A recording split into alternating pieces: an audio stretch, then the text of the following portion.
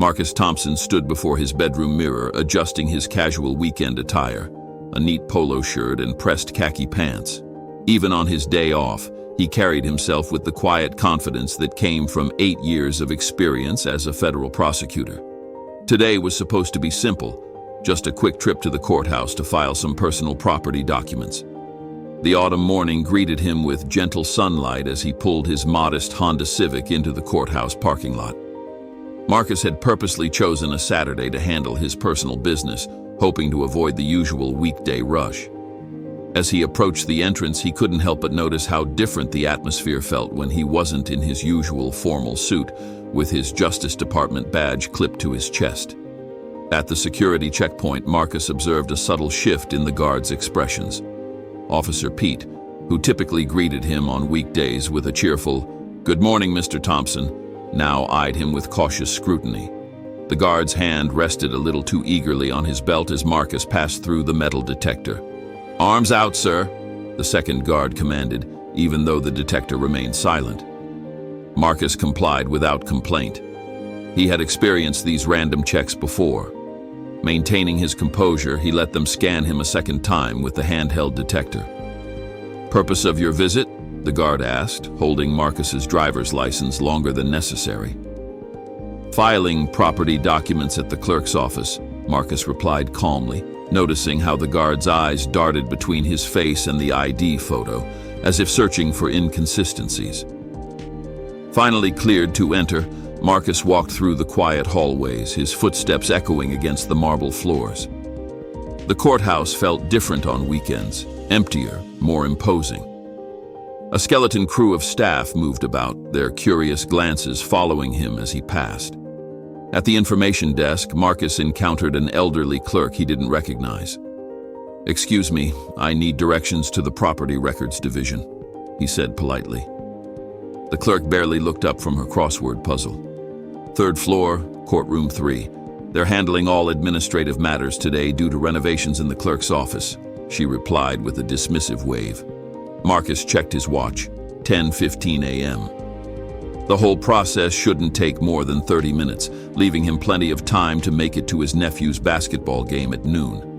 Taking the stairs instead of waiting for the elevator, he found his thoughts drifting to the game. His nephew had been practicing hard, and Marcus didn't want to miss a second of it. The third floor was eerily quiet. Following the posted signs, Marcus approached courtroom 3. The heavy wooden doors creaked as he pushed them open, the sound echoing through the nearly empty chamber. To his surprise, a small court session appeared to be in progress. Judge William Barrett, a man Marcus had heard about but never appeared before, sat on the bench. His steel-gray hair and stern expression matched the rumors of his rigid demeanor. Several court staff members were scattered around, along with a few people who appeared to be waiting their turn for various administrative matters. Before Marcus could step back and check if he had the right room, Judge Barrett's sharp voice cut through the air.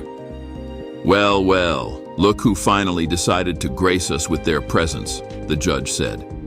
Marcus opened his mouth to explain, but the judge continued, his voice dripping with sarcasm. "Did you think court schedules are merely suggestions? That we all wait here at your convenience?"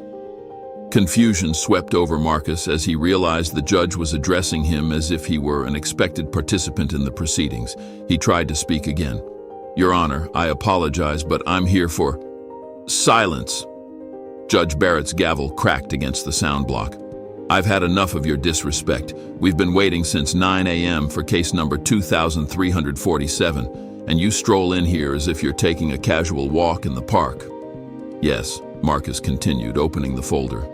"3 African-American attorneys reported being mistaken for defendants in your court. 2 others were asked to show their bar credentials when their white colleagues weren't. All of these incidents are now part of an ongoing investigation by the Judicial Conduct Committee." Judge Barrett's hands gripped the arms of his chair. "An investigation? I wasn't aware." "You weren't supposed to be," Marcus replied. "But after today's incident, I think we need to address this directly. Your actions in the courtroom weren't just embarrassing, Your Honor. They were a demonstration of the exact kind of systemic bias we're working to eliminate from our justice system." A robin landed on the windowsill outside, its red breast bright against the gray autumn sky. Judge Barrett stared at it, seemingly lost in thought, before speaking again. What happens now?" he asked, his voice barely above a whisper. Marcus straightened in his chair. "That depends partly on you, Your Honor. The incident in the courtroom today was recorded. The contempt charge you tried to impose on me is documented.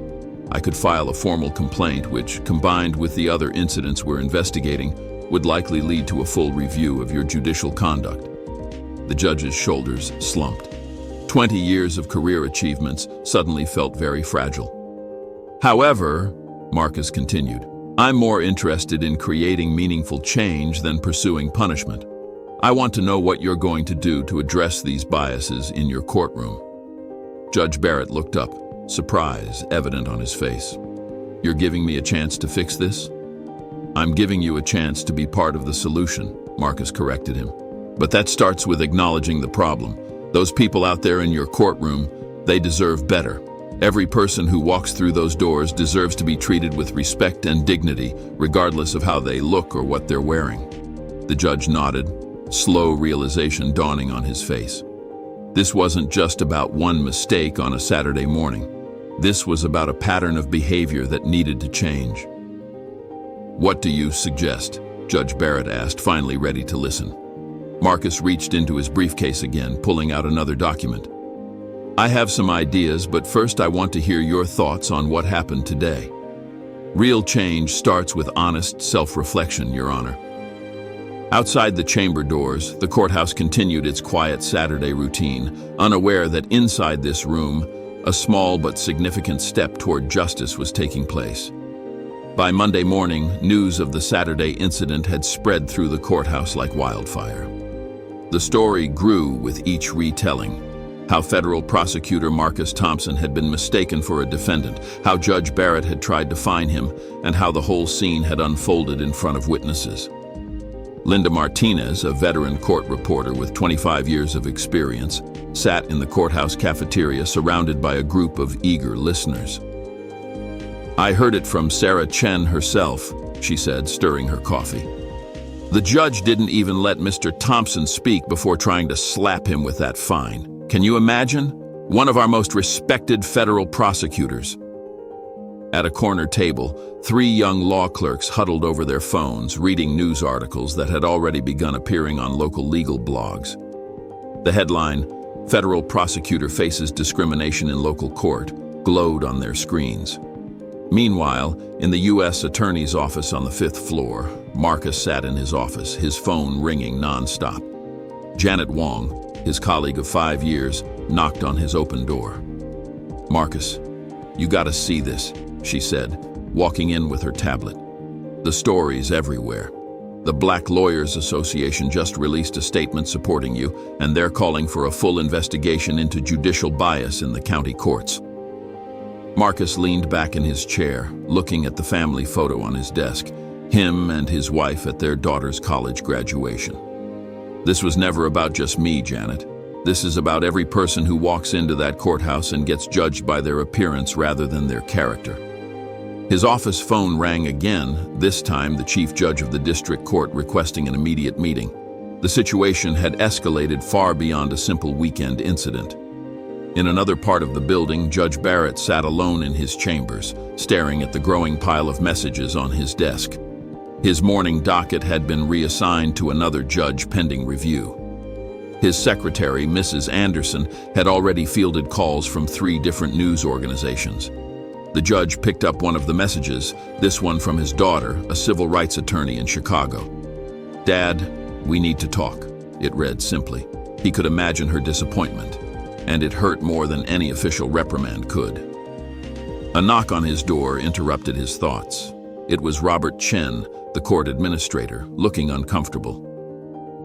"Judge Barrett, the Judicial Conduct Committee has called an emergency meeting for tomorrow morning. They're requesting your presence and all your case records from the past year."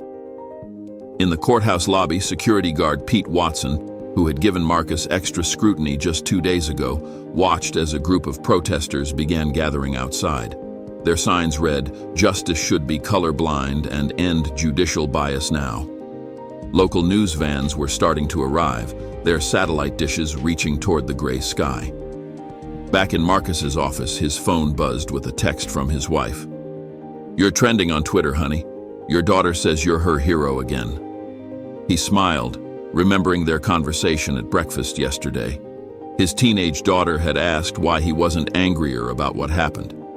"Sometimes," he had told her, "the best way to fight injustice is to expose it calmly and force people to face their own biases." "Barrett," she said gently, "are you ready to begin our session?"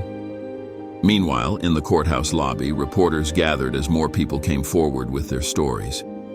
Amanda Torres, a public defender, spoke to a local news crew about her experiences in Judge Barrett's courtroom. "It wasn't just the big things," she explained. "It was the small things, too, the tone of voice, the assumptions made, the different levels of respect shown to different people based on their appearance." Back in the review boardroom, Judge Rodriguez closed another file and addressed her colleagues. "This investigation has revealed more than just one judge's bias. It's shown us gaps in our entire system of oversight." She stood, looking at each board member in turn. "We need new protocols for monitoring judicial conduct, regular bias training for all court personnel, and a clear system for reporting and addressing discrimination." The investigation team worked late into the evening, their office lights glowing in the darkened courthouse. They knew their findings would affect not just Judge Barrett's future, but the future of the entire judicial system in their district. Marcus left the courthouse that evening carrying a thick folder of evidence. As he walked to his car, he passed the wall where the courthouse's motto hung, "Equal justice under law." For the first time in days, he allowed himself a small smile. Maybe now those words would start to mean something more. The investigation wasn't just about punishing one judge anymore. It had become a catalyst for examining the entire system, forcing everyone to confront uncomfortable truths about justice in America. Judge William Barrett sat alone on a wooden bench in the courthouse garden, watching the sunset paint the sky in shades of orange and purple. It was Friday evening, 1 week after the incident that had changed everything. The manila envelope in his hands contained the preliminary findings of the investigation, and its contents had shaken him to his core. His mind wandered back to a conversation he'd had with his daughter Rachel earlier that day. As a civil rights attorney in Chicago, she hadn't held back her thoughts. "Dad," she had said over the phone, her voice firm but caring, "do you remember when I was 12 and you taught me about justice? You said a judge must see with clear eyes and an open heart. What happened to that, Dad?" Now, sitting in the quiet garden, those words echoed in his mind. He opened the envelope again, though he had already memorized its contents. The statistics were undeniable.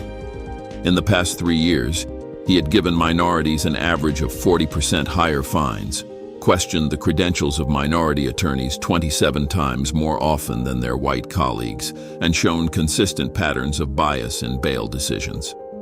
A gentle breeze rustled the autumn leaves around him as he remembered specific cases. The young black attorney he'd mistaken for a defendant last spring, the Hispanic law clerk he questioned about her right to be in the judge's chambers, and countless small moments of prejudice he'd never even noticed at the time. The garden door opened, and Dr. Angela Williams, the racial bias expert, walked out. She had been working with him all week, helping him understand his unconscious biases. Seeing him alone on the bench, she decided to join him. "Heavy reading?" she asked, gesturing to the envelope. Judge Barrett nodded slowly. "I've been on the bench for 15 years, he said, his voice heavy with emotion. "I always prided myself on being fair, on following the law. But these numbers, the stories, they tell a different story." Dr. Williams sat quietly, letting him continue. "You know what really gets me?" he said, picking up a fallen leaf. "I never saw it. All these years I was so convinced I was being impartial that I couldn't see my own prejudices staring me right in the face." He remembered Monday morning when he finally gathered the courage to watch the security footage of his courtroom. He had seen himself through new eyes, the way his tone changed with different people, how his body language shifted, the assumptions he made based on appearance alone. "Recognition is the first step," Dr. Williams said gently. "Many people never even get this far." Inside the courthouse, the lights were still on in Marcus Thompson's office. The federal prosecutor had just finished reviewing Judge Barrett's written statement to the review board. The judge's words showed something unexpected: genuine reflection and remorse. Back in the garden, Judge Barrett stood up, walking to a small fountain nearby. His reflection rippled in the water as he spoke again. "Yesterday, I found an old photo from my first day as a judge," he told Dr. Williams. "I was so proud, so certain I would be different from the old guard. I would be fair, just, unbiased. When did I become exactly what I promised I wouldn't be?" A young janitor passed by, nodding respectfully. Judge Barrett noticed how he automatically tensed up at the sight of the young black man, a reaction he would have denied having just a week ago. "These responses," he said, turning to Dr. Williams, "they're so automatic. I didn't even know I was doing it." "That's why they're called unconscious biases," she replied. "But now that you see them, you can change them." The sun had almost set, casting long shadows across the garden. Judge Barrett thought about all the people who had passed through his courtroom over the years. How many lives had been affected by his unexamined prejudices? How many careers had been made harder because of his assumptions? "My daughter asked me today if I was going to resign," he said quietly. Dr. Williams looked at him thoughtfully. "And what did you tell her?" "I told her I don't know yet. But I do know this. Whether I stay on the bench or not, I have work to do. Real work. Not just on myself, but to help others see what I was blind to for so long." As darkness fell over the courthouse garden, Judge Barrett stood up, gathering his papers. Tomorrow would bring more challenges, more revelations, more uncomfortable truths to face. But for the first time in his career, he was truly seeing himself and his role in the justice system with clear eyes. Barrett sat listening, his hands folded in his lap. His daughter Rachel had flown in from Chicago to sit beside him, her hand resting supportively on his arm. The judge looked different now, humbler, more aware. Marcus continued displaying graphs and statistics on the large screen. "But here's what's important," he said, turning to face the whole room. When confronted with these findings, Judge Barrett did something remarkable. He listened, he learned, he acknowledged his biases. The room stirred with surprise. This wasn't the angry condemnation many had expected. Judge Barrett was called to testify next. He walked to the podium slowly, looking older than his 60 years. 10 days ago, he began, his voice slightly shaky. "I thought I was one of the good ones. I believed I treated everyone fairly. I was wrong." He shared his journey of self-discovery over the past week, the painful recognition of his biases, the late nights reviewing his past decisions, and the honest conversations with his daughter about justice and privilege. "I'm not here to defend my actions," he said firmly. "I'm here to be accountable for them and, more importantly, to be part of the solution." Dr. Angela Williams, the racial bias expert, presented her recommendations next. "What we need isn't just punishment," she explained. "We need systematic change, regular bias training for all court personnel, anonymous reporting systems for discriminatory behavior, and regular reviews of judicial decisions for patterns of bias." The board members took notes as she outlined a comprehensive plan for reform. This wasn't just about one judge anymore. It was about transforming the entire system. Near the end of the hearing, Marcus returned to the podium. "Your Honors," he said, looking at each board member, "we have a choice today. We can treat this as an isolated incident and move on, or we can use it as a catalyst for real change." He gestured to the packed room. "Look around. Everyone here, judges, attorneys, staff, citizens, we're all part of this system, and we all have a responsibility to make it better." The board deliberated for 2 hours. When they returned, Chief Judge Rodriguez delivered their decision. Judge Barrett would be suspended for 3 months, during which he would undergo intensive bias training. But more importantly, the board adopted all of Dr. Williams's recommended reforms. As people filed out of the hearing room, Marcus felt a hand on his shoulder. It was Judge Barrett. "Mr. Thompson," the judge said softly, "thank you for making this about change rather than vengeance." Marcus nodded, understanding the weight of the moment. "Sometimes," he replied, "accountability isn't about punishment, it's about growth." Outside the courthouse, reporters gathered to share the news, but the real story wasn't in the headlines about suspension or sanctions. The real story was in the quiet conversations happening throughout the building, about bias, about justice, about doing better. 6 months had passed since that fateful Saturday morning. The courthouse stood tall against the spring sky, its stone steps now adorned with fresh flower pots, a small but symbolic change representing new beginnings. Inside, the building hummed with a different kind of energy. Marcus Thompson walked through the main entrance, nodding to Security Officer Pete, who now greeted every visitor with the same respectful smile, regardless of their appearance. The changes were everywhere, some small, others significant, but all meaningful. Today was special. Judge Barrett was returning to the bench after completing his suspension and training program. But he wasn't returning to the same courthouse he'd left. The past 6 months had transformed the entire system. Marcus paused by the newly installed Equal Justice Resource Center on the first floor. The glass-walled room buzzed with activity as staff members helped visitors navigate the legal system. On its walls hung clear infographics in multiple languages explaining court procedures and rights. "Mr. Thompson!" called out Maria Rodriguez, the center's new director. "The latest numbers are in. Complaints about discriminatory treatment are down 75% since we implemented the new protocols." Marcus smiled, remembering how hard they'd worked to create these changes. The anonymous reporting system, regular bias training sessions, and monthly reviews of judicial decisions had all become standard practice. What started as one incident had sparked a revolution in their judicial district. Upstairs, Judge Barrett stood in his chambers adjusting his robe. His daughter Rachel, who had moved back to town to work on judicial reform, helped straighten his collar. The past 6 months had changed him profoundly. The bias training hadn't been easy. Facing his prejudices had meant many uncomfortable moments and sleepless nights. "Ready, Dad?" Rachel asked, seeing his nervous expression. "A different kind of ready," he replied. "A better kind." His first case of the day was about to begin. As he entered his courtroom, he noticed the small changes. The new signs clearly displaying defendants' rights in multiple languages, the more diverse court staff, the bias training certificates displayed prominently on the wall. The gallery was full.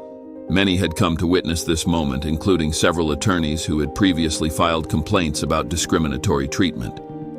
But they weren't here to criticize. They were here to witness change in action. Marcus sat in the back row next to Dr. Angela Williams, who had become the courthouse's permanent bias awareness consultant. They watched as Judge Barrett handled his first case, a property dispute between 2 small business owners. "Notice his language," Dr. Williams whispered to Marcus.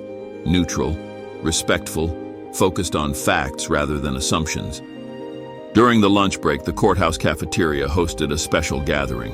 Judge Rodriguez stood before the assembled staff, holding up a report. "6 months ago, we faced a crisis," she announced. "Today, we're becoming a model for other districts. Last week, 3 other courthouses requested our training materials." Judge Barrett took the podium next. His hands no longer shook when he spoke in public. He had learned to channel his nervousness into determination. "6 months ago, I was the problem," he began honestly. "Today, I'm part of the solution. But the real victory isn't my personal growth. It's the change I see in every corner of this building." He gestured to Marcus, sitting quietly in the audience.